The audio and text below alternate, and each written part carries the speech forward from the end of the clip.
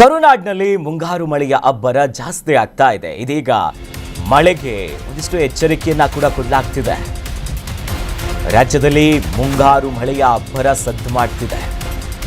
ವರುಣನ ಆರ್ಭಟಕ್ಕೆ ಮತ್ತಷ್ಟು ಮಳೆ ಹೆಚ್ಚಾಗುವಂತ ಎಚ್ಚರಿಕೆ ಇದೆ. ಭಾರೀ ಎಚ್ಚರಿಕೆಯನ್ನ ಹವಾಮಾನ ಇಲಾಖೆ ಈಗಾಗಲೇ ಕೊಟ್ಟಿದೆ. ಒಂದು ವಾರ್ನಿಂಗ್ ಅನ್ನ ಕರಾವಳಿ ಜಿಲ್ಲೆಗಳಲ್ಲಿ ಜುಲೈ 9 ಮತ್ತು 10ರಂದು ಭಾರೀ ಮಳೆಯಾಗುತ್ತಂತೆ.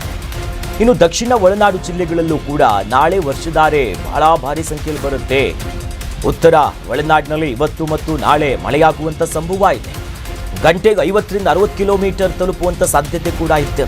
ಒಂದು ಕಡೆ ಗಾಳಿ ಮಳೆ ಅದರ ವೇಗ, ಹಾಗಾಗಿ ಹವಾಮಾನ ಇಲಾಖೆ ಕಟ್ಟೆಚ್ಚರವನ್ನ ಕೊಟ್ಟಿದೆ.